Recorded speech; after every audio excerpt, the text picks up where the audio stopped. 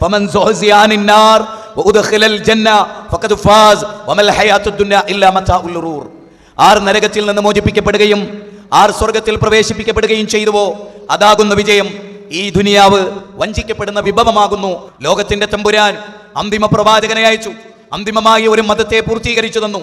ആ മതം പൂർത്തിയാക്കുമ്പോൾ അവസാനമായി ഓർമ്മപ്പെടുത്തിയ ഖുർആനിക വചനം വത്തഖൂ യൗമൻ തുർജഊന ഫീഹി ഇലല്ലാഹ് സുമ്മ തുവഫാ കുല്ലു നഫ്സിൻ മാ കസബത് വഹും ലാ യുദ്ലമൂൻ.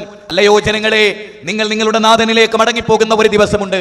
ഏതൊരു നാഥനാണോ നിങ്ങളെ ഈ ഭൂമിയിലേക്ക് സൃഷ്ടിച്ചത്, ഏതൊരു നാഥന്റെ അനുഗ്രഹമാണോ നിങ്ങളുടെ ആസ്വദിച്ചു കൊണ്ടിരുന്നത്, അതിന് പരിസമാപ്തി കുറിച്ചുകൊണ്ട് നിങ്ങൾക്ക് മരണം എന്ന് പറയുന്ന ജീവിതത്തിന്റെ കവാടവുമായി ബന്ധപ്പെട്ട് മരണം വരാനിരിക്കുന്നു.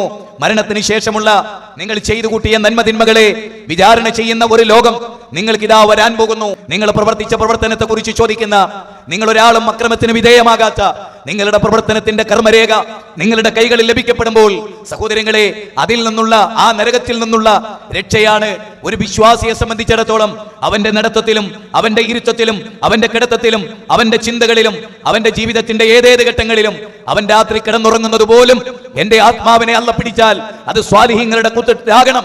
അതുകൊണ്ട് തന്നെ എന്റെ ഉറക്കും എന്റെ ജീവിതവും എന്റെ മരണവും ലില്ലാഹി റബ്ബിൽ ആലമീൻ, ലോകൈകനാഥനായ തമ്പുരാനാണ് എന്ന് പ്രഖ്യാപിക്കുന്നവരാണ് ഞാനും നിങ്ങളും.